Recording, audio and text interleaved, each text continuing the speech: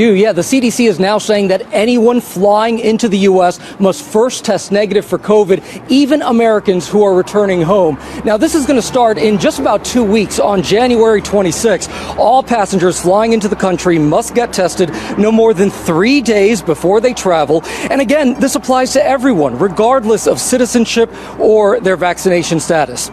Now listen, this comes at a time when U.S. airlines are scrambling to add direct flights to warm destinations in Mexico and the Caribbean. Lots of people are still traveling. Beach and ski destinations seeing the most traffic this winter. So again, in just about 2 weeks, international travelers will have to show that negative test to the airline. And if not, the CDC is telling airlines, do not let them board. And Gia, I know you're learning more. There's a pretty significant rise in travelers being banned by airlines for not wearing masks. Yeah, Michael, you've probably seen all of these videos all over social media this weekend. Well, take a look at this because right now United is telling us that they have banned 60 people last week alone. That is the highest number we've seen for any week. Alaska Airlines, 14 passengers on a single flight. In all, we are looking at more than 2,000 passengers banned across U.S. airlines, Michael. Wow, 14 on a single flight. All right, thank you.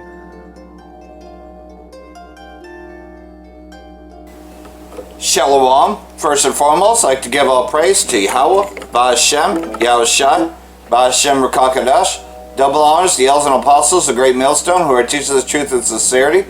And a shout out to Yakims out there on the four corners of the earth proclaiming this truth. Bracha the Yahweh, Bracha the Yahushai, Ba'ashem Rakakadash, Bracha. So, you're looking at, the soon-to-be President-elect Joe Biden and what his plans are now. We already know that he plans to implant everybody with a microscopic tag, but along with that is coming with, the precursors to it, as you can see him specifically naming a group. Guess who that group is? Of our families and our communities.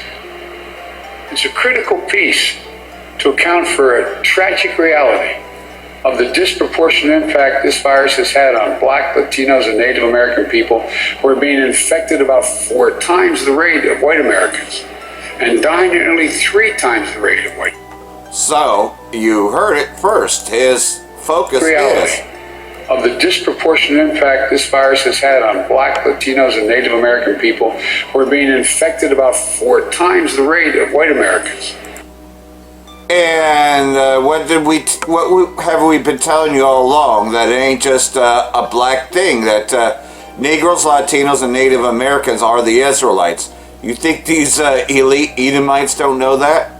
Impact this virus has had on Black, Latinos, and Native American people who are being infected about 4 times the rate of white Americans and dying at nearly 3 times the rate of white Americans. Don't believe anything this man says, but he's coming down having great wrath because he knoweth that he hath but a short time. His time to rule is short. Now they're looking to inject you and to pretty much take you out. That's what this is all about. Governor Newsom is addressing the slow rollout. We've got to increase the pace and distribution in the administration of these vaccines. The reality is we need to get these vaccines out of the freezer and we need to get them into people's arms. Santa Clara County is trying to ramp up its vaccinations, but as KPIX5's Devin Feely reports, officials worry they might run out of their supply. Devin? Yeah, the county was depending on the federal government to get them more shipments of the vaccine. But with the news that the federal stockpile has basically been depleted, county officials say they're increasingly alarmed that their supply and therefore their entire operation could be disrupted. It's so organized. I love it. The clockwork order of the county's vaccination site belies the chaos of the system as a whole. 92-year-old Gloria Hertz got her first shot this morning, but it's an open question what the supply of the vaccine will look like 4 weeks from now when it's time for her second shot. If the federal government had done this early on, we wouldn't have so much angst. Santa Clara County had prioritized getting as many people as possible their initial dose of the vaccine, confident until recently that the federal government would restock their supply in time to provide the prescribed second dose. We learned this morning no such stockpile exists. This throws into chaos expectations around vaccine delivery. Santa Clara County accelerated its vaccination efforts this week, giving 6,000 shots a day, 30,000 a week. But the supply issue could throttle or stall all of their hard work. We don't have enough vaccines. The federal government has indicated yesterday that we are actually not getting any vaccines due to some inventory issue they have. Which adds even more uncertainty to the vaccine rollout that's been rocky from the very start. It's very frustrating. I have my parents, my in-laws, to think that they may not have the opportunity to get vaccinated when they need to. It's pretty upsetting. Now, just a reminder, the county is offering vaccinations for healthcare workers and people older than 75. They say with their supply issues, they can't offer them to people 65 and older just yet. In San Jose, Devin Feely, KPIX 5. And believe it or not, Bill Gates has become the largest owner of farmland in America. Now, this is per Land Report, which bills itself as the magazine of American landowners. They're saying that Gates has amassed 242,000 acres in farmland. Between him and Melinda, they have a total of 268,000. Add to that 25,000 acres of transitional land and 1,234 acres of recreational land. That's a lot of land that these individuals own just in America. Now, part of the land is in Arkansas, there for Gates, where they say the family owns 47,000 acres in the state. Now, this acreage accounts for 17.8% of their total holdings, but that's not the largest. That is only the second most land per state owned by the Gates family. That comes after Louisiana. They're saying that in the Bayou State, the Gates family reportedly owns 69,000 acres of land, making up approximately 25% of their overall holdings when it comes to land. So that may surprise some that he holds so much land in Louisiana, and it may surprise some that he is now the largest owner of farmland in America. So that's a total of 242,000 acres of farmland. Not just land, because there are other people out there that have large portions of land. John Malone has like 2.2 million acres or something like that, and you have Turner that has close to the same, but that's not all farmland. Right now, this is a crown that Bill Gates takes. So imagine that. The man involved with all the vaccines, with everything that we know, connected globally at this point. The new ambition with dimming the sun. He is now in possession of more farmland in America than anyone else. Think about that.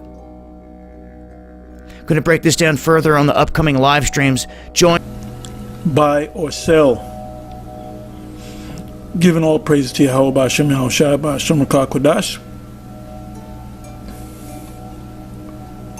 Buy or sell from Revelation 13 verse 17. I'll start at the 16th verse. And he causes all, both small and great, rich and poor, free and bond, to receive a mark in their right hand or in their on their foreheads. Now you got camps out there that say that that's talking about sin, or that's talking about doing the bidding of the so-called white man.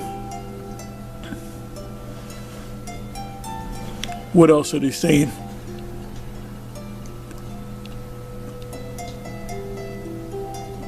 Well, sin. It comes down to sin. Ultimately, these other camps outside of GMS, except for a few other camps, like HODC, they know that the mark of the beast is the chip. They really don't push it. Also, Sakari know that the mark of the beast is the microchip. They push it. They should push it more, because that's the last major prophecy. And in order for you to push this prophecy correctly, which is the last major prophecy before the destruction and then the kingdom, you have to know what it means, what the mark of the beast is. You know, anybody that's teaching that the mark of the beast is something other than what GMS, and anytime that subject of the mark of the beast comes up on any of these platforms, I'm talking about among Israel or even among the so-called conscious community, GMS comes to mind. Anyway, I said, let me read, let's pull these 2 words out from, or 3 words out from the 17th verse. So I'm in the 17th verse, Revelation 13. And that no man might buy or sell, save he that had the mark, or the name of the beast, or the number of his name.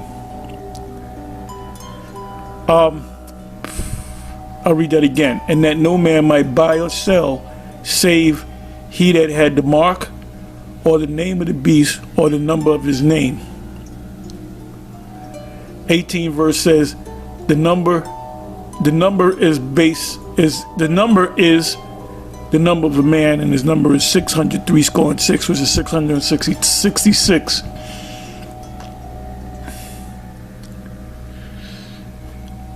So what these other camps will tell you is that it's a spiritual thing. You know, it's sin. It's not a physical thing that they put in your body.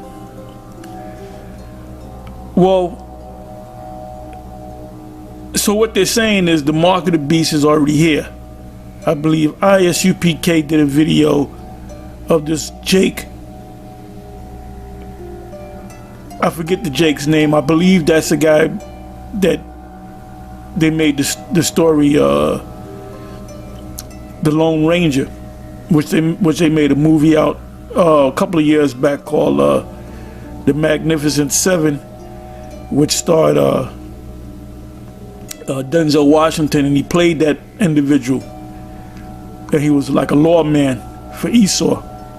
And I think that's what they were talking about. You can put it in the comment section. I can't think of the man's name.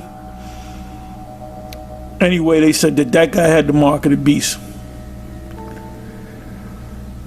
So the mark of the beast goes back that far. Oh, General Johannes said Solomon had the mark of the beast because he was sleeping with white women.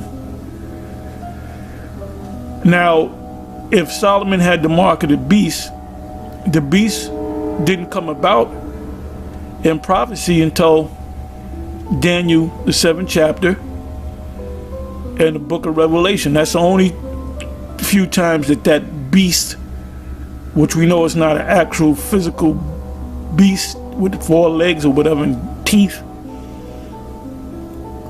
we know that it's talking about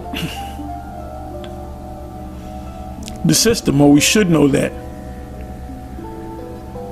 So it says that this system, which is called the beast, is going to cause us to receive a mark. So going back to what others say, like IUIC, they say it's sin. Well, my question is this: how can the beast make you receive sin or make you sin when you sinned before the beast even came on the scene? Doesn't make any sense. See, if your spiritual mind was open and you use common sense and you use your head for something other than a hat rack, you would get it. But now the reason why I believe that most of them can't get it is because either the Most High blocked their spirit, where they're not able to get it, pursuant to Matthew 13 and 12. I think that's you can read the 11, 12, and 13 verse. Our Lord basically said it's not for them to get it. These parables are not for them to get it. I'm merely paraphrasing. And there was another scripture that came to mind. What is that? 2 Corinthians 4 verse 3 and 4. Well, the 3rd verse says, if our gospel be hid, it is hid to them that are lost. Now the gospel is the whole book. The gospel means good news or glad tidings.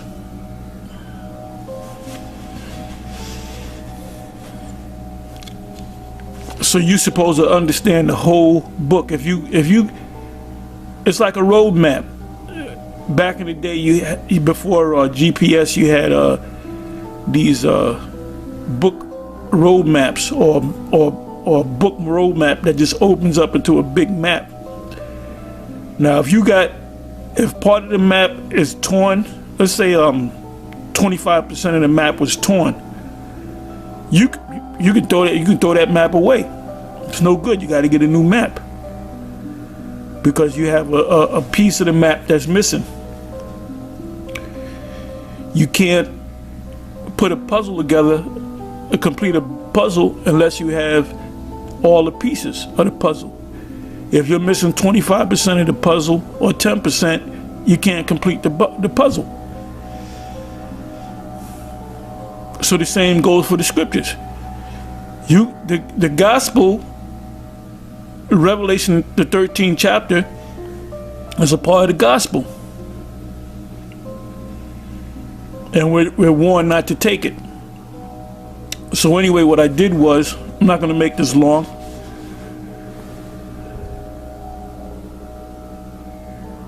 So it's definitely not a sin. This what I'm doing right now is called a process of elimination. It cannot be sin because we sinned before the beast came on the scene. We wasn't perfect under the new covenant, and this beast came along and tapped us on the shoulder, and now we sin. Doesn't make any sense. Does not make any sense. Zabak or Priest Zabak said it's more spiritual than anything else. Well, how does let's say it's a spiritual thing. You know, you go to Hollywood and you sign a contract. Well, there's only like a celebrity, a singer, an actor. Now, the scriptures say that the whole world will receive this mark, meaning the majority of the world will receive this mark. So it's not talking about actors and NBA, LeBron James and the James Hardings and the Floyd Mayweathers and the Snoop Dogs and Ice Cubes. That means they all got the chip. So they only got the chip along with some Edomite actors. That doesn't make any sense. Process of elimination. Now the word buy or sell, I looked it up.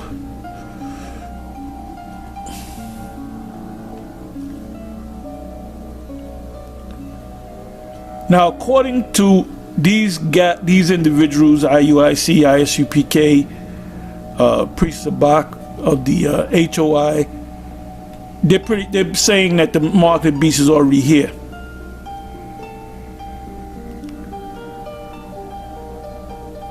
And in order for you to have this mark, you can buy and sell. But guess what? I can buy and sell. I can buy and sell. I'm gonna go out, try to make these shekels, and I'm gonna gas up. How do I gas up? I go to the gas station, I gotta buy the gas. Whether it's $20 a regular or $30 of premium, I gotta buy it. If I want to eat, if I can go to the supermarket, buy some food, then go home and prepare the food, or go to a restaurant, I still gotta buy it. I can't go in there and say, well, I sinned yesterday. I committed adultery. Oh, you did? Okay, so we're gonna give you a whole lot of food. We're gonna give you a full tank of gas and a free car wash. There's a thing called fucking logic, man. There's a thing called logic. What's logical? What makes sense? What these guys are saying simply do not make sense. And that's why when it comes down to it, when they line your ass up to receive, whether it be the vaccination or whether it be an actual chip or whether it be both, a lot of you Israelites are going to bug the hell out. There's going to be a time where you're going to bug the hell out. You're going to be grasping at straws.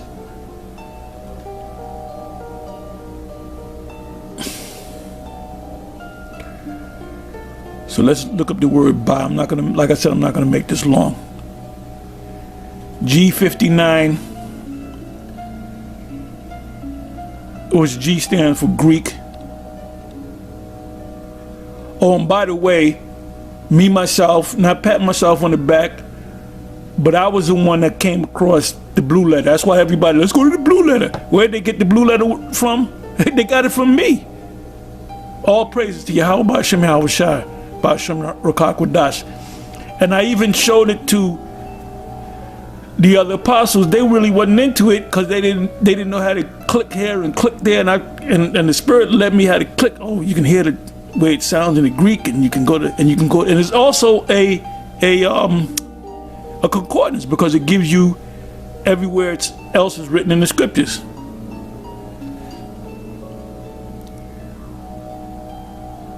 Anyways, the word for buy is Strong's G59, agarazo. Agarazo. Agarazo, which goes back to G58. Strong's G58, agara. Agara. Agora. Agora is mentioned in Acts the 17. It's also mentioned in Acts 16 verse 19. Also Acts 17 and 17, where the Apostle Paul was at the Agora. And an Agora is a place that you buy. It says an assembly, especially of the people. Now, for years we've been on 34th Street. When we go out on the highways and the byways, you know what that is? When we go out and there's a bank behind us, or a supermarket down the street, or a gas station next to it, it's a place where you go to buy. Normally where we go to buy, there's shops that people are selling food and clothes and activity. And that's why the people come and flock there, mostly on a Saturday, during the week too, but mostly on a Saturday and a Sunday, because they come to shop. So 34th Street and 7th, that whole area is known as the Agora. In the ancient world, it would be known as the Agora, a place where you buy and sell. But it says an assembly, especially of the people, the place of assembly for public debating. Remember back in about October, had to be about October of 2013, that Sarnetta and Brother Polite came down there, and we had a discussion, and it turned into a debate. It turned into an actual debate. I mean, it was a friendly debate, but it was an actual debate. And where did that happen? Then you had people gather around. It says for elections. That's why when you elect the president, it's given to the public. Joe Biden is the president-elect. It said for trials, for buying and selling, meaning you have money in your pocket, you go to the shop, you give the person the money, which was silver or gold, or you had what's called a barter system. You traded.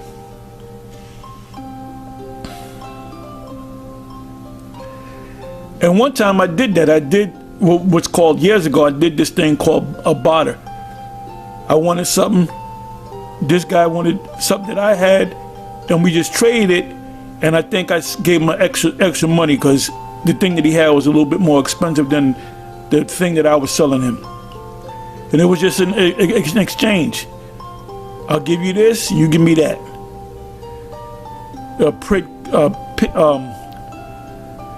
Quid quo, what is it?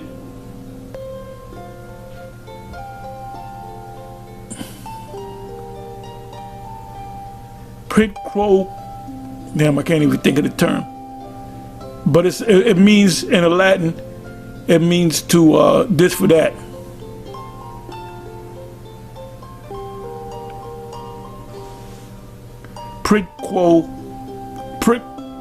damn, I can't even, and I say it so many times. Quid pro quo. I hope I said it right. This for that. It means this for that. Except for buying and selling, actually physically buying and selling. In order for me to buy, I have to have money. If I don't have money, all I could do is walk around in the mall or walk around at the shops and dream. And say, when I get a job, I'll come down there and I'll buy those shoes. It's not hard, man, if you use logic. For all kinds of business. What is business? Buying and selling. Marketplace, street.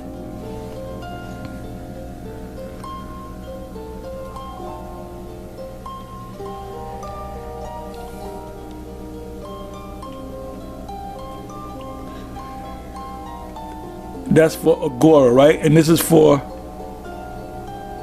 Strong's G59, agarazzo. And the root is agora. So agarazgo, let's listen to it again. Strong's G59, agarazzo. Agarazzo, which means to be in the marketplace, to attend it, to do business there. So in order for you to do business, you gotta have money. Buy or sell, literally buying or selling, which is an exchange, this for that. A barter. Of idle people. So when we used to be, when we were on 34th Street for years, we would set up camp and there would always be a crowd. There'd always be a crowd to come together. Then you have people week from week that'll come, they know that we're out there from 2 o'clock till 8 o'clock or whatever the case may be. And they will come around and listen to us. It says of idle people. To haunt the marketplace. What do you do in the marketplace? You buy and sell. To lounge there. Some people, when they go to other countries, they go to the marketplace and see if they can get, they lounge around, they eat. They'll look at the rugs or something like that. Like they'll go to Turkey and they'll look at a rug that over here in the States might be $500, but over there you might be able to get it for $200 or $100. That's what a lot of these Edomites do. This is not that hard unless the Most High put a stumbling block in your head. That's another reason why you can't get it. It says probably to go to market, i.e., by implication, to purchase, that means buying, especially to redeem or to buy back.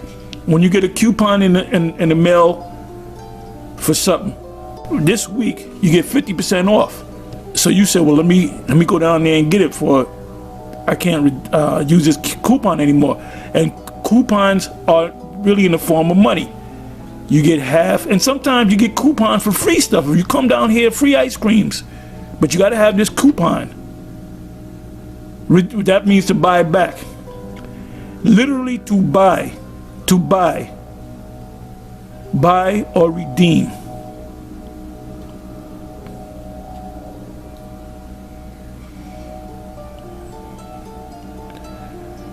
Now we really don't even have to look up the word sell because it's almost the same word, but it's a different word.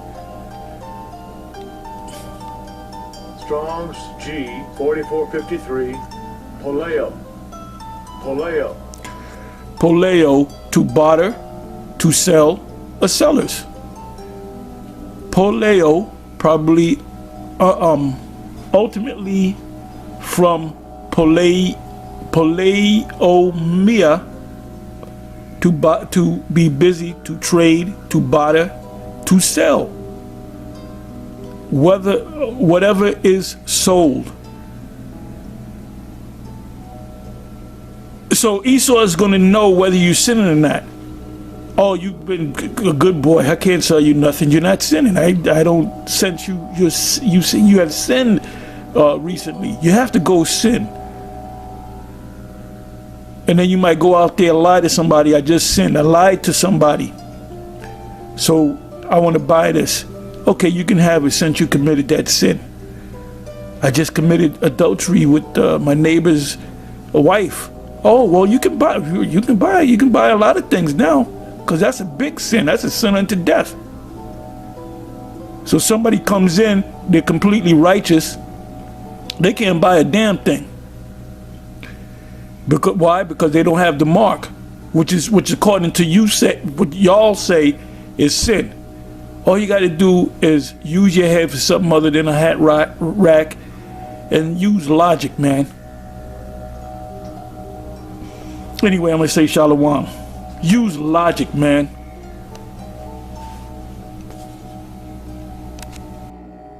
The key standoff in the Middle East between Israel and Iran has been steadily ramping up. Over the last 2 months, Israel and its allies, primarily the U.S. and Saudi Arabia, have done quite a bit to antagonize Iran and attempt to impair it from achieving its ambitions. Iran's response is coming, and the aim is an asymmetric counterattack that would heavily hamper Israel's interests. Tehran's response will likely be two-pronged. On the one hand, through its proxies and allies, namely the Houthis in Yemen, who are pushing back Saudi Arabia and inflicting heavy losses on it. Iran recently sent advanced suicide drones to Yemen, so Riyadh appears to be in for a surprise. Separately, it's operating through its allies in Iraq and Syria as reports of U.S. convoys suffering explosions are becoming a rather regular occurrence. On the other hand, Iran's nuclear program appears to be developing steadily, and the Wall Street Journal is stoking the flames by claiming that Tehran is nearing production of a key material for nuclear warheads. There's been no confirmation of that, but it also works to Iran's benefit and will be used as a mechanism to check if Israel is willing to attack its nuclear program once again after allegedly killing Iran's top nuclear scientist, Mohsen Fakhrizadeh. Tehran is working to produce enriched uranium, which it maintains is for peaceful purposes, and uses this as a lever to pressure the United States and force Israel's hand. Most recently, Iran said that Washington's return to the nuclear deal, as incoming President Joe Biden has signaled, was simply extortion if it's not accompanied by a lifting of sanctions. As such, Iran says not only must Washington want to return, but it also needs to do something to make up for their past failures, namely lift the sanctions the Trump administration imposed. Israel, feeling the urgency of its situation, has warned that if the U.S. were to return to the nuclear deal, it would feel forced to strike the facilities being used in Iran's nuclear program in order to hamper any progress that it may be having towards an alleged weapon. If this really happens, this will easily lead to a large-scale regional war. Currently, Israel and the U.S. have largely played their hands, attacks on various proxy positions as well as various threats and military deployments. For Iran, the field is wide open, and it's Tehran's turn to make its move. It is likely to be an asymmetric action not focused on a single point of tension, but rather on several. And here we go with more escalations of war. As you know, that in the WWIII, the main players is Yemen, Syria, Iraq, and Iran. And then you got the other skirmishes that's going on in both Lebanon and, of course, the Gaza Strip, in particularly Palestine, ancient Palestine, all that area there in the WWIII, which is the whole area there. And so pretty much things are escalating, amongst everything. And then don't forget, though, that you also had Armenia, which is where the actual Syrians are. You see, the Syrians have been chased out of their home front. Because we know that nowadays Syria is an Arab republic, but yet where are the real Syrians? Well, those are the Armenians, and they've been hunted down too in the home country of Armenia, which is over there in the older parts of Gog, if you will, So you got all these insurrections everywhere, and then you got, what they're doing is they're getting ready, because they're going to lock everything down. Make no mistake about it. And there will be protests, the real ones, but they'll have everything locked down by then. But you're going to see a much more false flag events. There's supposed to be a bunch of false flag events this weekend, over protests, FBI gearing up and National Guard being deployed. Yeah, these are staged protests, you know, because the white helmets haven't had a job since Trump kind of laid them off. So these crisis actors, you know, they're paid to pretend to protest. Iran's foreign minister has warned against the consequences of the U.S. decision to designate Yemen's Ansarullah movement as a terrorist group. Muhammad Javad Zarif said the move will worsen the, quote, humanitarian nightmare in the war-torn country. Zarif also denounced what he called U.S. Secretary of State Mike Pompeo's warmongering lies against Iran. He denounced as an utter contempt for peace policies of the Trump administration toward Iran and Yemen. On Sunday, Washington announced its plan to blacklist the Ansarullah movement. The decision, which takes effect on January the 19th, has drawn criticism from the international community and rights groups. In March 2015, Saudi Arabia and some of its allies launched a war on Yemen. The main aim was to throw out the Ansarullah movement and reinstate former President Abdurabu Mansur Hadi, who had fled to Saudi Arabia after resigning. The war that so far had killed tens of thousands of Yemeni civilians has been described by the UN as the world's worst humanitarian crisis. But right from the beginning, it was the United States and its Western allies that supported the war in different forms, either by supplying weapons to Riyadh or undermining the situation in Yemen. With only a few days left for US President Donald Trump in office, he is still trying to do the most harm to the Yemeni people and offer political assistance to his Arab ally, Saudi Arabia. On Monday, the US designated Yemen's Ansarullah as a terrorist group.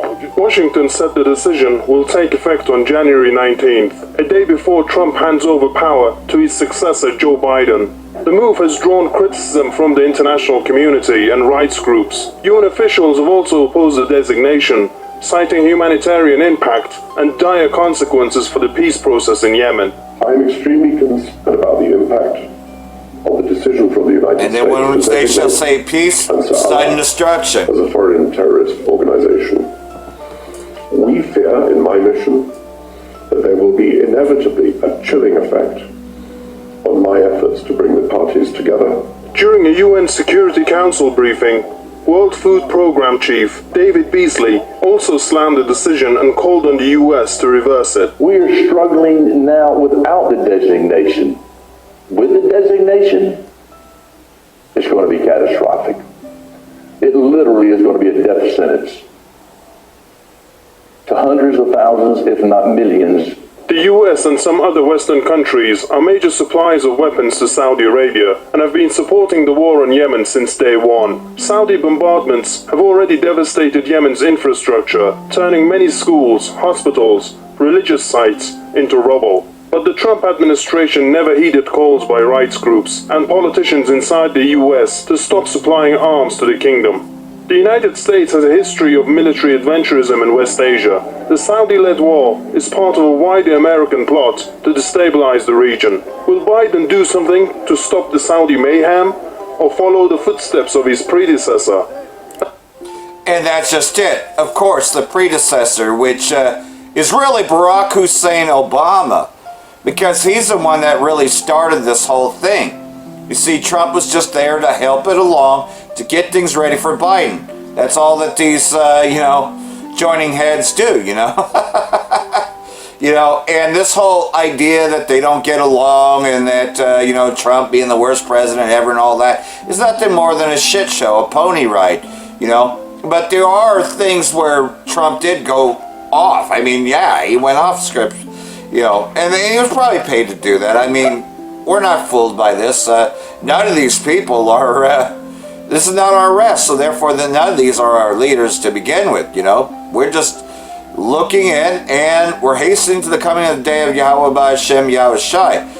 As we can see, though, that war is breaking out and eventually it'll go full-blown. Especially once Biden is in there, man, you can best believe that he's going to continue the attacks on Syria as well.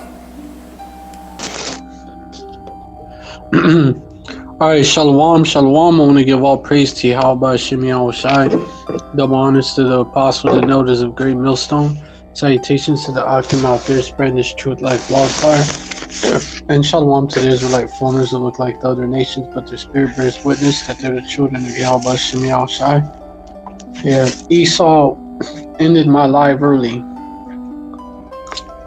I wasn't done yet.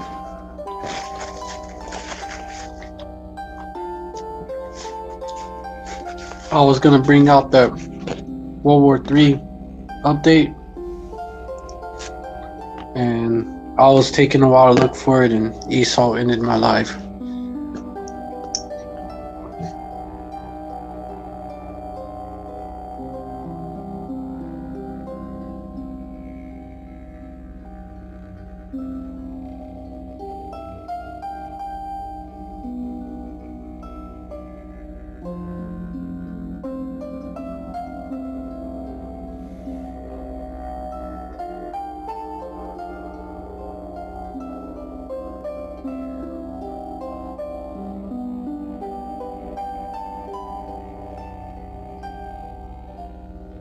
The policy, Shalom, Shalom, Aqua,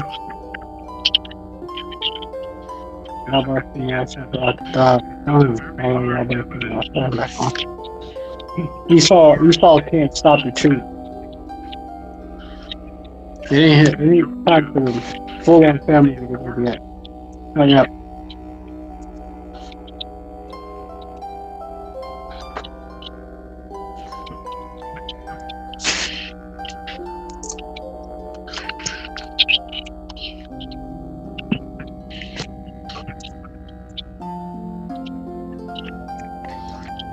With dinner, we're telling each other World War III started.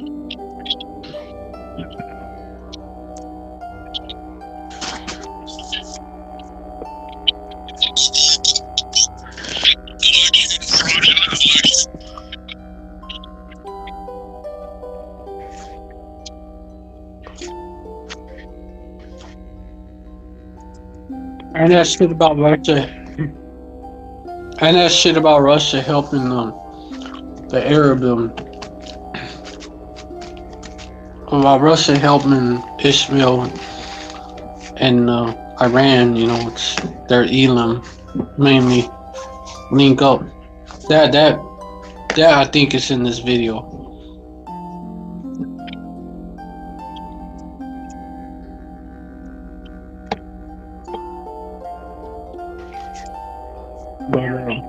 But come on. Alright, yeah. Posted that video.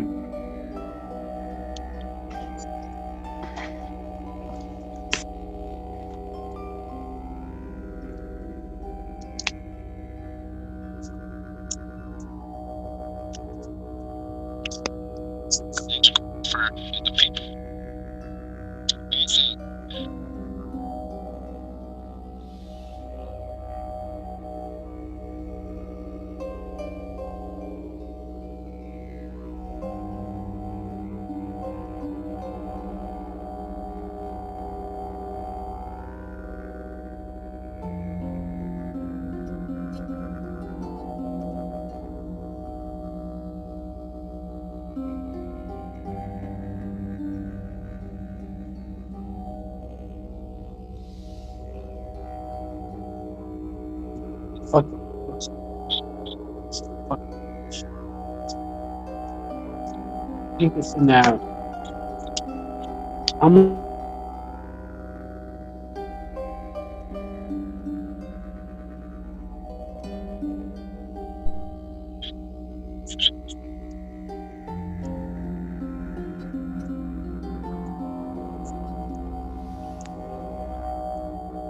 Alright.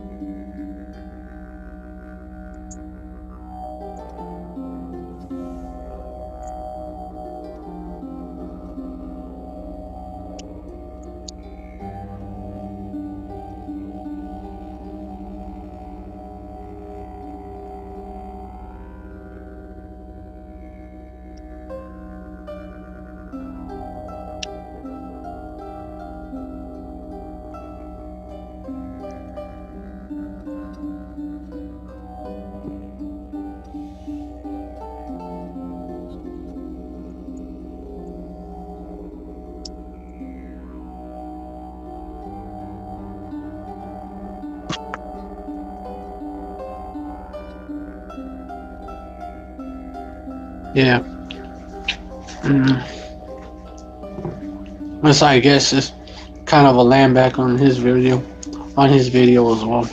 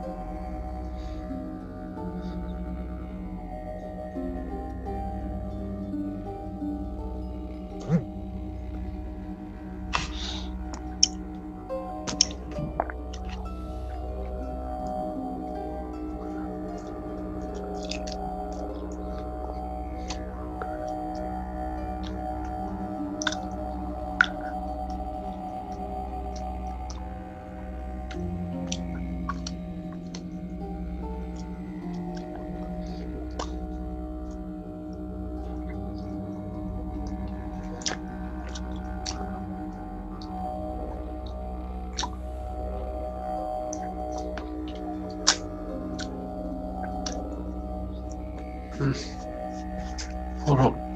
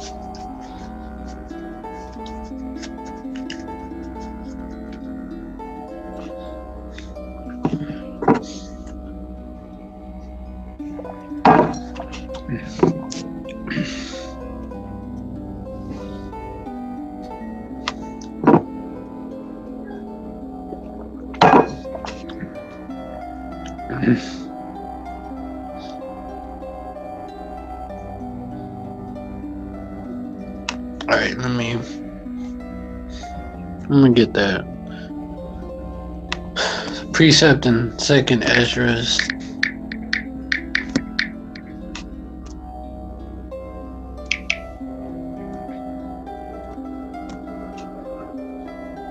Thirteen.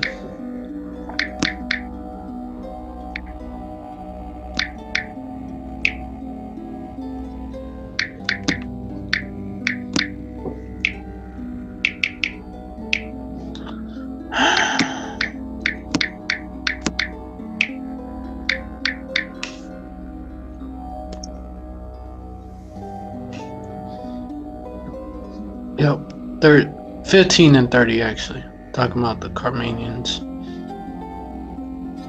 Let me just bring this out.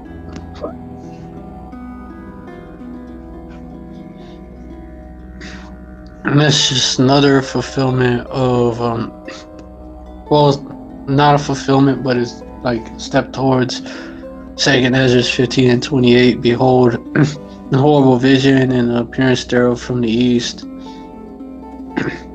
Were the nations, verse 29, were the nations of the dragons of Arabia shall come out with many chariots, and the multitude of them shall be carried as the wind upon the earth, that which they hear them may fear and tremble. Verse 30, also the Carmanians, so the dragons of Arabia, Ishmael, right? Dragons of Arabia. Fuck, hold on.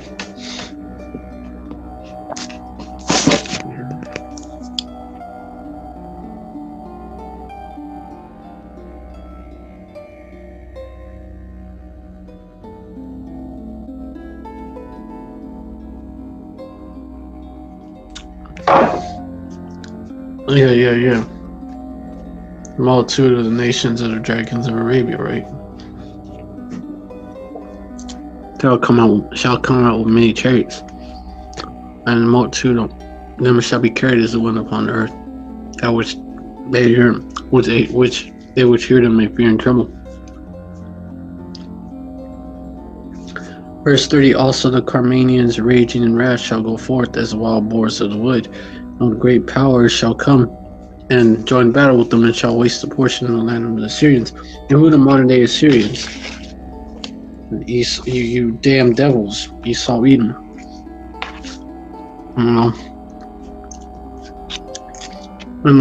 And you so-called Jews, 1948ers, right? Fake J's. Y'all the closest target, and the rest of Esau, especially Babylon.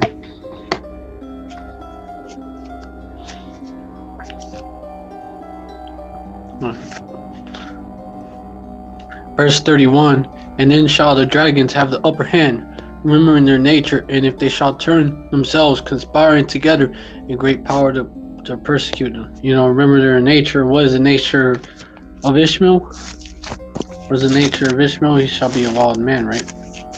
And his hand shall be against every man.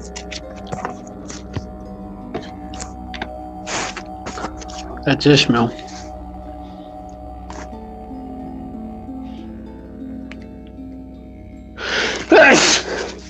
That's you. Slacky.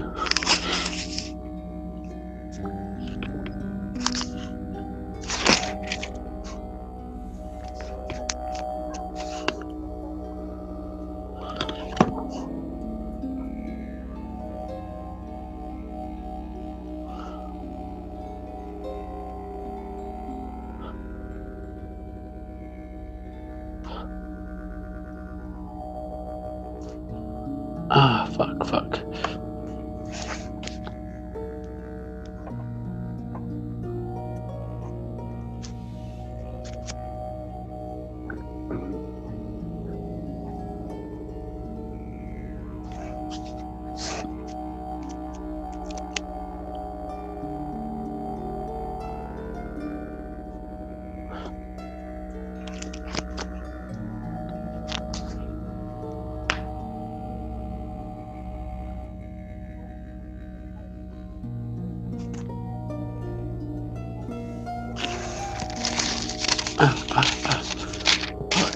My shit hurt.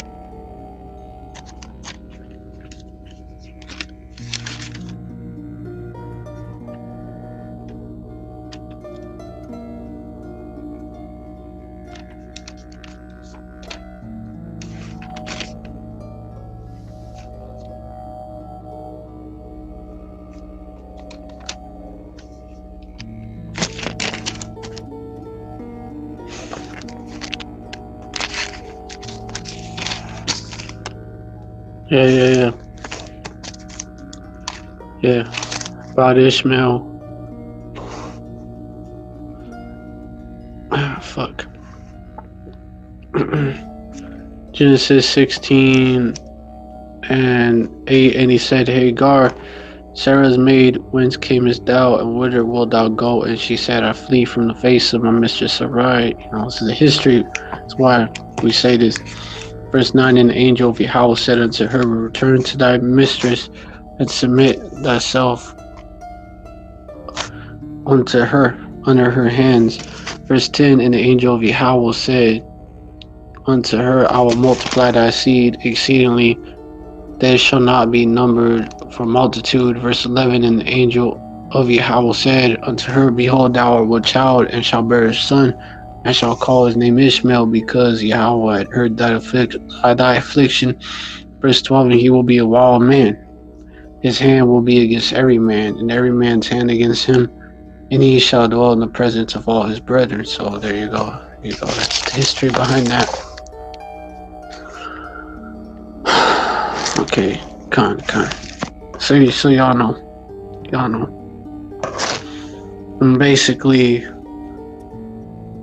they're gonna remember that nature, being that wild man.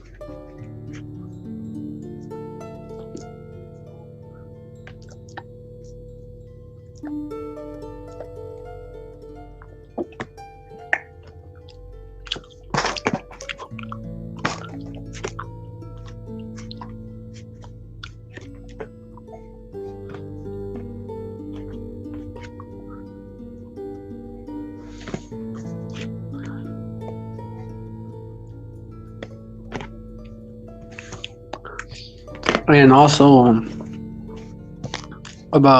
let me get that precept. Basically, it also goes back to about basically this basically, like the brother put it, dissension among the ranks, and basically, so the brother he put it like that, dissension among the ranks.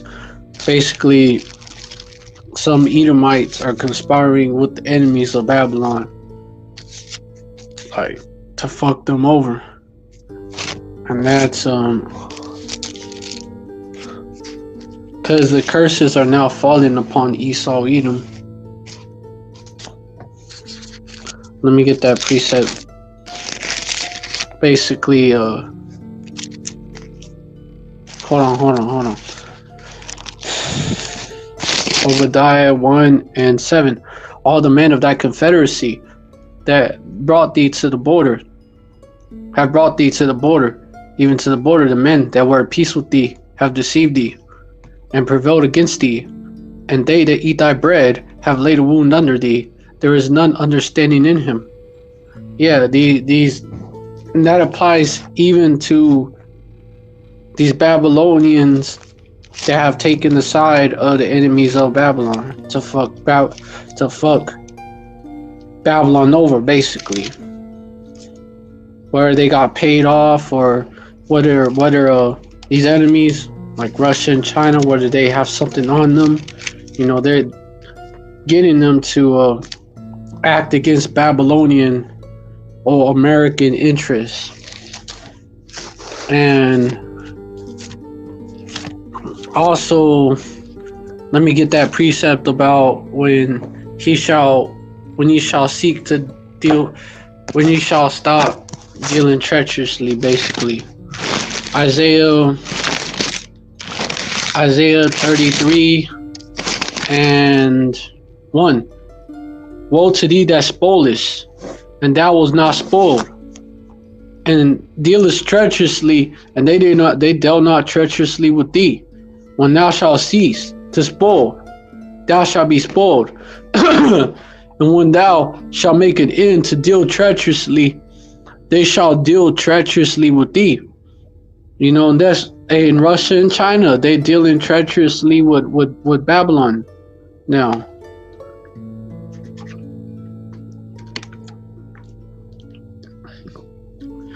You know, because Babylon has gone around the whole world dealing treacherously with everybody else. And now those chickens will come home to roost, man. Now Esau is basically now Esau is, namely the Babylonians, they're getting fucked over. Now these heathen nations and even the Russians, their own people. Russia's those are Edomites that control Russia. Not the original Medes, which were Japhites. But they're acting as the Medes today. Because Esau is divided. And let me get that other precept in Deuteronomy 30:7.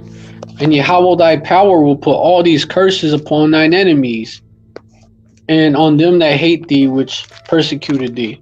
And that's what you're seeing right now. These curses are hitting Esau. Esau's eye is against Esau.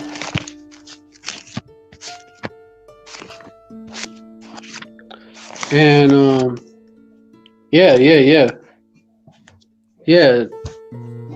Deuteronomy 28:54. So that the man that is tender among you and very delicate, his eye shall be evil towards his brother, and toward the wife of his bosom, and toward the remnant of the children which he shall leave. Yeah. Esau is beginning to feel the effect of these curses. You know, it starts like this, that division, and it ends with these devils are gonna be under siege, man. You know, when we take these devils down,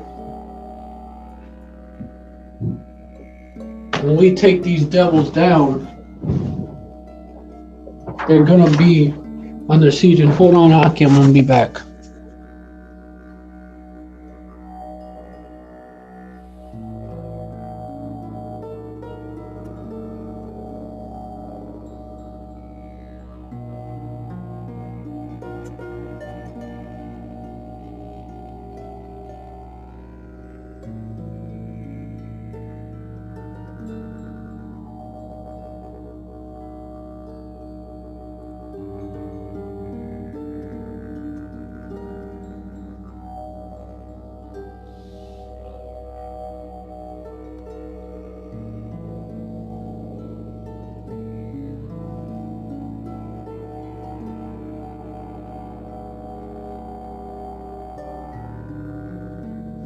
Alright, shalom.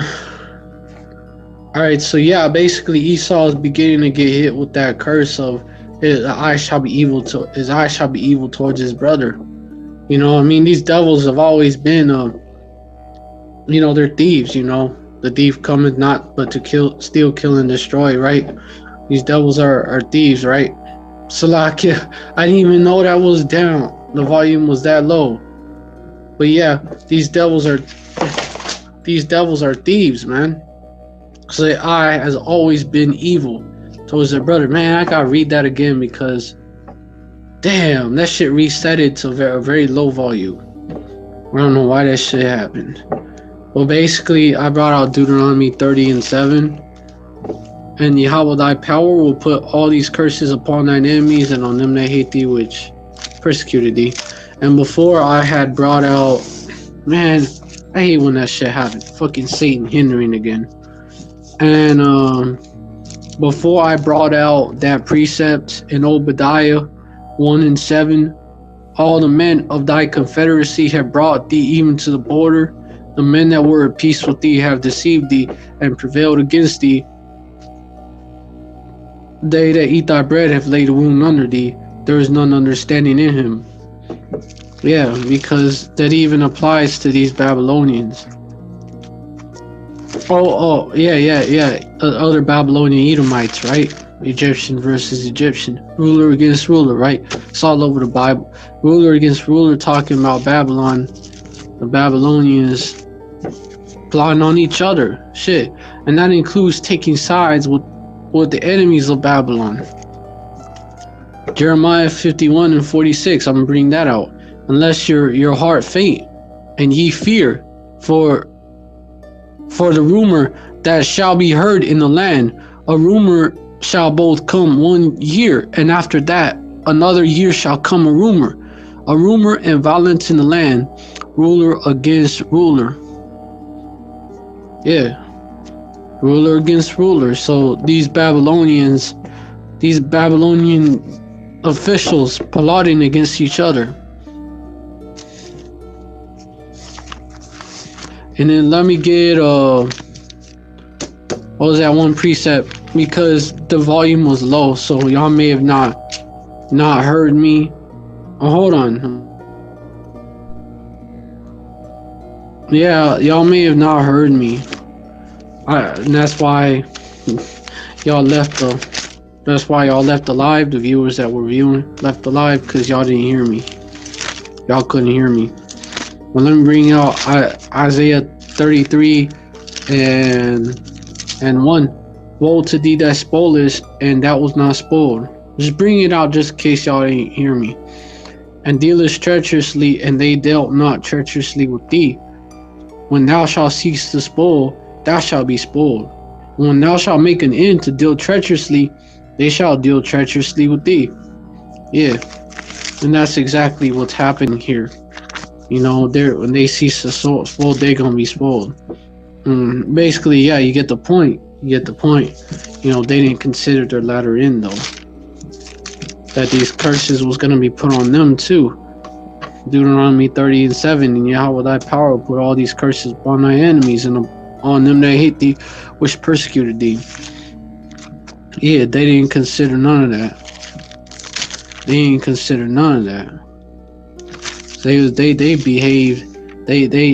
behaved strangely, man. Going back to that precept, you know, they basically gave themselves all the credit, basically, and then they also, you know, basically go to the spiritual demon Satan as well. But they basically give themselves the credit, saying they got high IQ, they're superior. Esau claimed he's superior. You know, that devil, the basis of men, right? He claimed he's superior to us. You know, just cause he got the power right now. You know, that basically saying our hand is high. And basically Yahweh had not done this because he doesn't give glory to the Most High Yahweh. Really, he doesn't, man.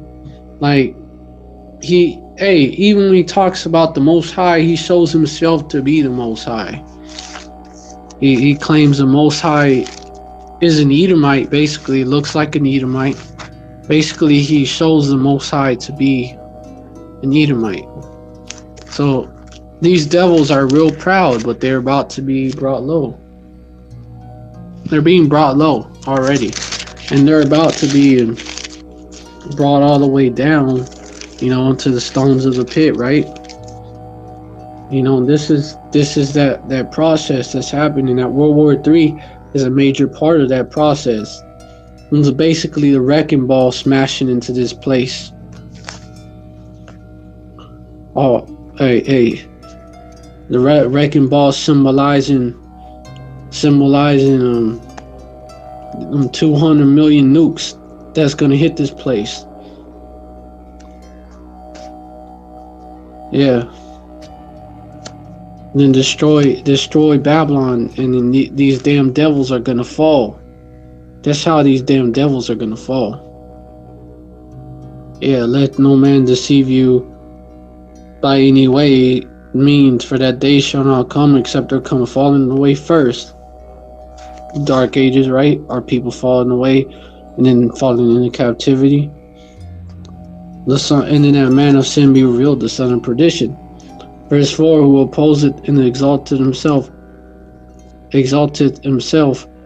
all that is called Yahweh. Yeah, the Dark Ages, the so-called Middle Ages, that was so-called black people ruling Europe. That's what it was. It was so-called black people, the real Jews, ruling Europe.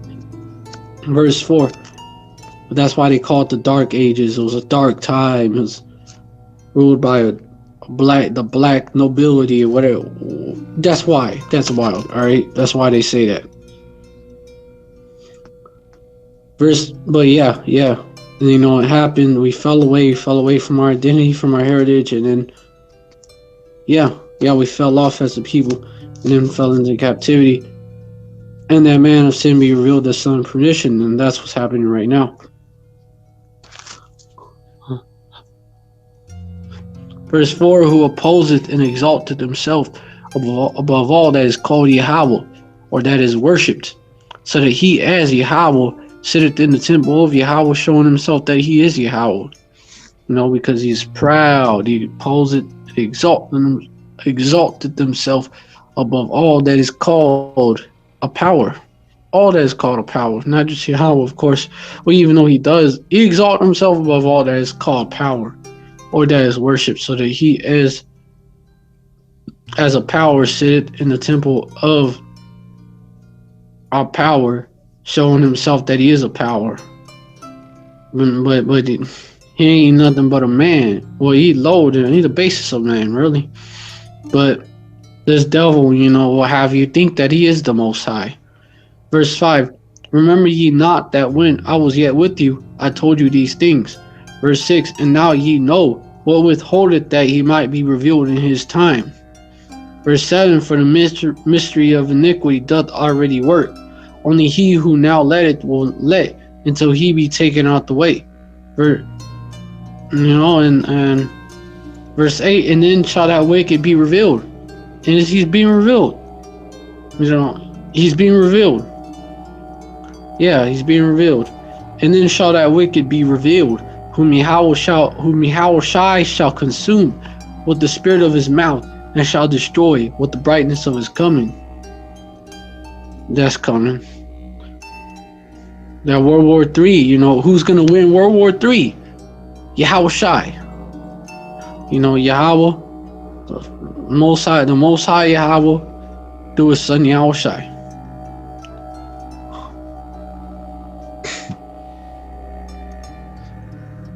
You know, and then the elect gonna inherit the kingdom, right?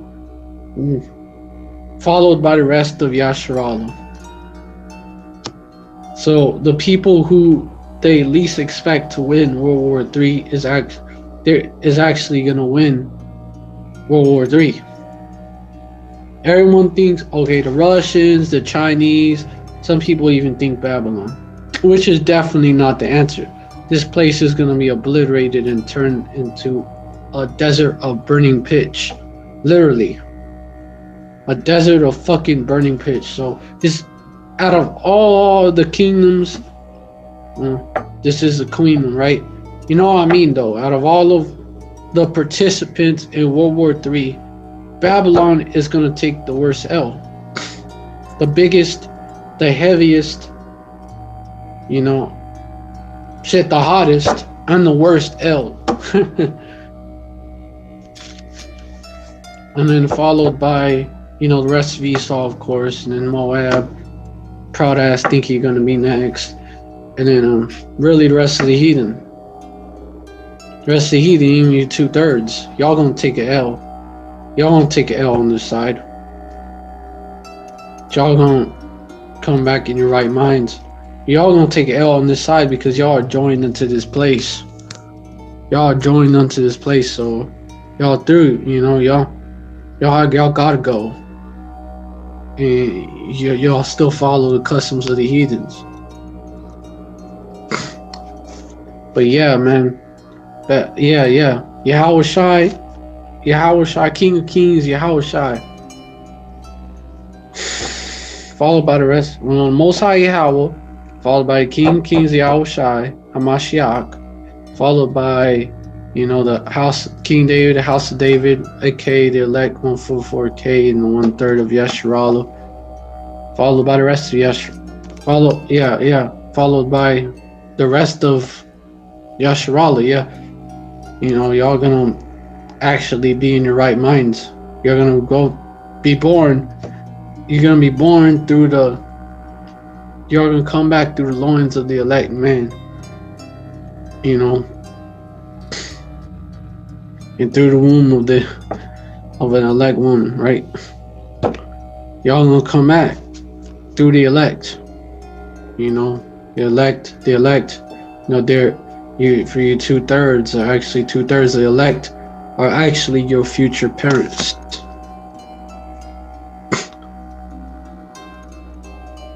You know? But yeah. Everyone who, they either think Babylon gonna win, or people either think Babylon gonna win or Russia gonna win, which is a little more realistic, but still not so. Or Russia is ruled by Esau too. Those people over there calling themselves Russians, they ain't the original Russians. They're not the original Medes who was there, who were Japhites, or the Jakes that ruled Russia as the czars. That's why it's called Russia. Named after those Jakes that ruled.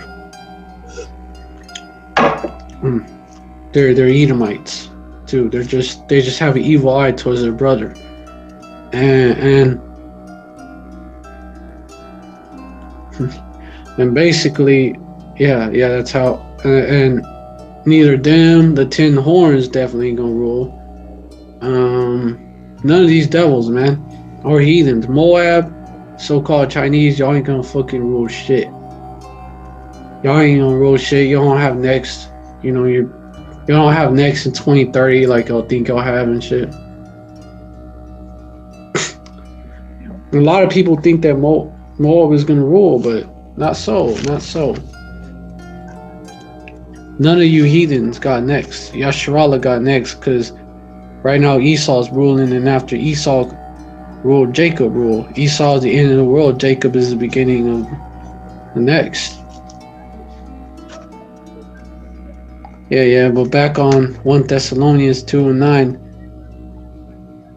Even him who's coming after the working of Satan, with all power and signs and lying wonders.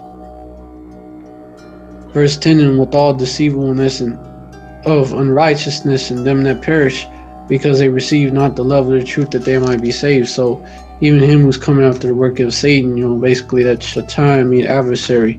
And they are adversaries to us.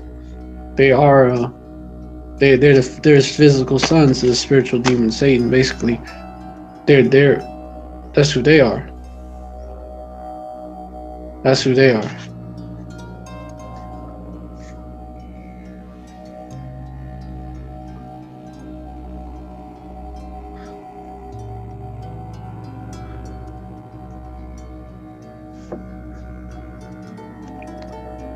Verse 11, and for this cause Yahweh shall send them strong delusion that they should believe a lie.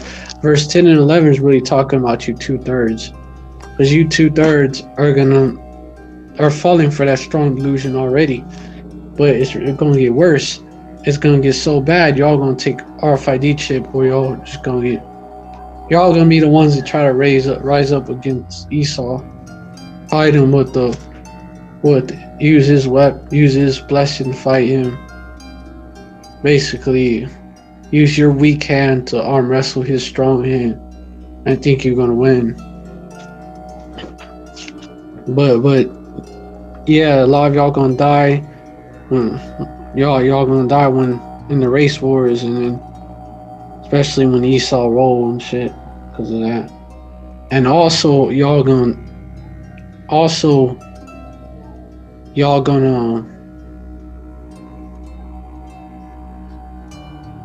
and also a lot of y'all that are left are gonna take the chip, because y'all gonna fall for that strong delusion.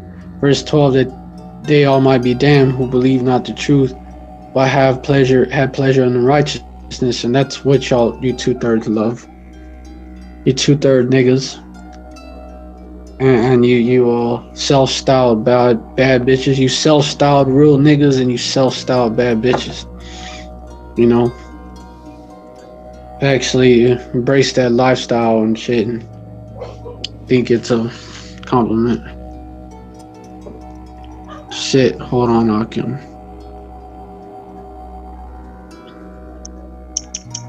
Yeah, y'all gonna end up falling for the okey doke. No, y'all in the trick bag as well. You know, y'all have shit to pay for, cause y'all betrayed Yahushai. Y'all the same ones that betrayed Yahushai, and then y'all said his blood be on us and our children. So guess what? Y'all have that shit to pay for, and y'all will pay. But hold on.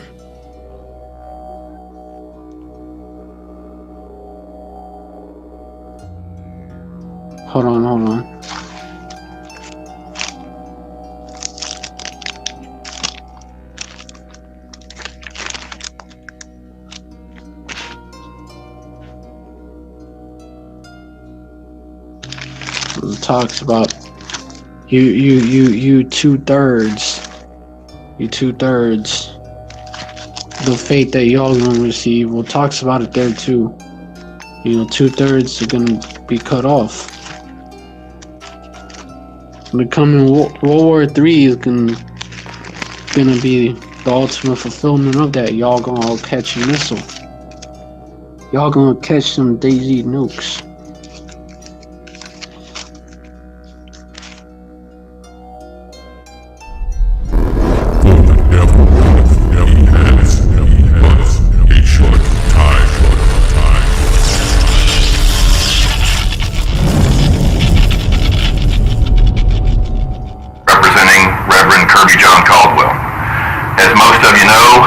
Reverend Caldwell has been a spiritual force in this city, in this state, in this country for 30 years. He has been spiritual advisor to not only President George W. Bush, but to President Obama. These charges are false. If any person deserves the presumption of innocence, it's that man right there. He has his family, his faith, and his God to rely upon. He has his family, his faith, and his God to rely upon. He places his faith in the judicial system, but let me just tell you something. He places his faith in the judicial system, but let me just tell you something. He places his faith in the judicial system, but let me just tell you something. At no time did he conspire to commit a crime with anyone. At no time did he make a false statement or knowingly made a false statement. At no time. I'm not going to answer any detailed questions. We're simply here to tell you he is absolutely 100% not guilty. As I said earlier, I plan on beating this case like a rented mule. We're going to get this. Go ahead. Spiritually, economically, and otherwise, that everything was done decently and in order. And that everything was done decently and in order. And everything was done decently and in order. And if the bonds are legitimate, right, why did you have to return money? Well, that's a very good question. It's been a process, and as is stated in the agreement with the investors, if at any point in time you become impatient with the process and you want your money back, I'll pay you money back. And how much money did you buy? Attorney may choose to answer that on my behalf. He's returned almost $1 million. Because did anybody who was promised, according to the documents, a large return on their investment, did anybody get a return on their investment? Go ahead. They have not yet. Pastor, what was the goal in the investment opportunity? The goal was to make people money. Is that a common thing you've done over the years? And to invest in the community. A lot of folk who are involved in this process are very interested in making substantial contributions to humanitarian projects.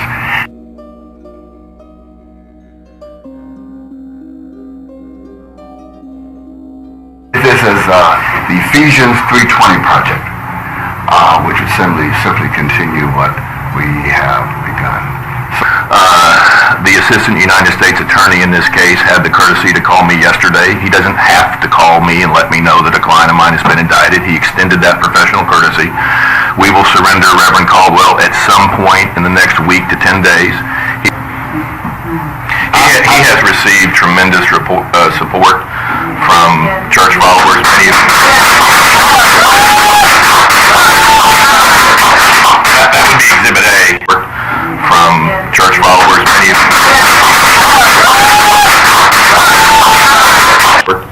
from church followers, many of I want to give all the praises and the honor to Yahweh Bahashem, Yahweh Shah Bahashem, Rechal HaKwadash, and double honors to the apostles and the elders, the bishops of Great Millstone. Also a shalom to you other elders scattered abroad in various camps. Also a sincere shalom to the Akim, the brothers that make up the body, and of course a few of you sisters. Okay, I want to go in this video here about this guy, this pastor. I don't even know his name. He was sentenced to 6 years in prison for conspiracy to commit fraud. I think his name is Pastor Kerbion Caldwell. Now, he was supposed to be a pastor that, you know, these guys are set up with Bush. I believe it's Bush. I believe it's Obama. He goes back, so he's one of those ones set up. But I just want to go into a couple of disturbing things that he said. Well, it's not even disturbing. This is what it is, right? He said he places faith in God, right? But then he places faith in the judicial system. It's like, where was that in the Bible? Okay? Where does it say to do that? That's not even scriptorial. Yeah, you render Caesar what's his. It's his money. But these guys are trying to get rich. They are also rich. Scriptures tell you about rich men, right? So I'm not gonna make this long. I just thought that was ironic that he said he places faith in his God, but yet he has trusted faith in the judicial system, right? So, and this judicial system is the Judah system, as we say, is the reason why they set these kind of prophets up in these churches, right? This is what it is. And he says he wants to help the community. He extorted money, took investors' money. All right, he gave back $1 million or whatever. I don't know how much other he owes or whatever the case is. I don't think he'd be indicted if he took investors' money and he gave all their money back. So apparently there's a lot of investors still stuck, okay, with not having their money. So there's something weird with that picture. All right, so this is also proven, okay, that these churches are now being exposed. This is another form of Christianity, not even on the last leg. It's just showing Christianity dead in the wind. But it's funny, you have people that still follow this man, even though he's indicted, and he supposedly donated $200,000 to the so-called project. That tells you these guys are in it to get rich, right? There's Israelites like that too. They get in to get the money. Okay, that's what it's about with Jake. Okay, let's go to 1 Peter 5:2. Feed the flock of Yahweh, which is among you, taking the oversight thereof, not by constraint, but willingly, right? Not for filthy lucre, meaning to an advantage, to gain an advantage, but of a ready mind. Now there's plenty of scriptures, Isaiah 55:1. Come get the milk, come get this water without money and without a price. Right? These guys, they're out there to make the big bucks. Okay? This is Micah 3:11. It says, the heads thereof judge for reward, and the priests thereof teach for hire. These guys, these pastors, they teach to make that money. And the prophets thereof divine for money. I think it's divine for money. When I looked that up, it says relating to, proceeding directly from Yahweh, from God. Right? Divine, right? Supremely good, superb, heavenly, God-like. So we can see that here too. Divine for money. And that's where people get trapped up at. Yet will they lean upon the Lord and say, is not the Lord among us? None evil can come upon us. Right? They're not trusting in the Lord, in other words. Okay? Therefore shall Zion for your sake be plowed as a field, and Jerusalem shall become heaps, and the mountain of the house as the high places of the forest. You pastors have done enough. This is why the Christianity is on its last leg and must be brought low. Right? It's time for Christianity has lost its way. Anyway, I just wanted to bring this out. It says Houston pastor Kerbion Caldwell sentenced to prison for the role in a multi-million-dollar fraud scheme. Okay. I'll read a little bit of it. It says the former senior pastor of United Methodist Church is accused of conspiring to persuade multiple victims to invest nearly $3.5 million. The defendants in the case abused, it says it's supposed to be accused or abused the trust that the victims had placed in them, stated acting United States Attorney Alexander C. Van Hook. The defendant used his status as a pastor of a megachurch to help convince the many victims, investors, that they were making legitimate investments. So my question is, why aren't all these pastors charged with this? That's what they do. That's what Creflo Dollar do. That's what all these pastors do in these mega churches. They sit up there, they make these great speeches, they pass that plate around, they even throw money up and down in the front. And all these people, like sheep to the slaughter, they run up and throw their money on the floor. Why is something done about that? They've been doing that. It's crazy. They've been doing that. Okay, it says convince many victims. Okay. It says to making legitimate investments, but instead he took their hard-earned money from them and used it for his own personal gain. So he took their money and said it was an investment and then invested it. The investments were reportedly in historical Chinese bonds issued by the former Republic of China before losing power to the communist government in 1949. This is crazy.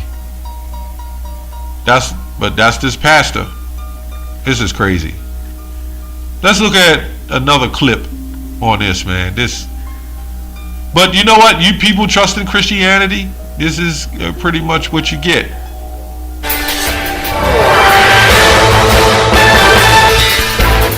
But first tonight, a shocking indictment against a prominent Houston pastor. Kirby John Caldwell is one of two people charged with money laundering. Let's get right to Levi Ismail at Windsor Village Church tonight with what we know. Levi. Well, many people we tried talking to refused to comment, saying they did not feel authorized to make a statement. But we did get someone who is a spokesperson with the church who says they did speak closely with the pastor earlier, and all they can say at this point is that they're shocked and really confused. An unthinkable crime with a far from likely suspect. Pastor Kirby John Caldwell, a man whose name exemplifies stewardship and generosity in Houston, now indicted for allegedly using that influence to defraud investors out of more than $3.4 million. Federal officials say he and financial planner Gregory Smith convinced more than 29 investors to buy historic Chinese bonds back in 2013. The promise was a return on investment of 3 to 15 times the value.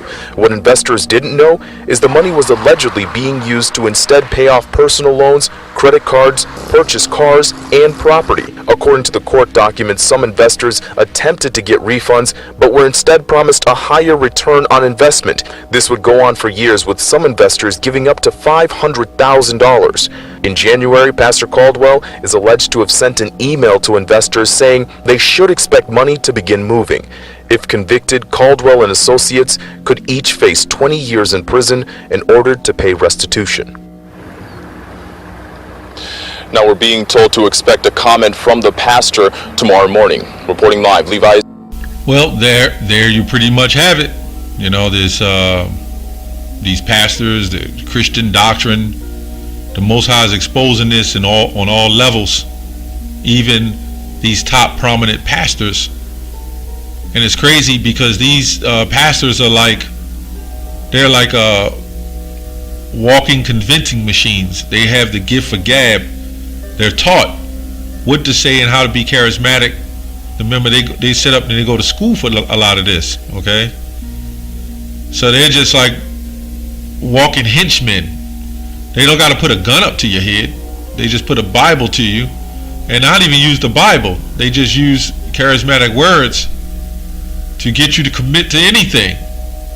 Okay, that's something we've seen in the past that pimps was able to do, who pimped out women on the corners. And that's all this guy is, man. That's all these preachers are. Okay, that's all I have on that. Shalom.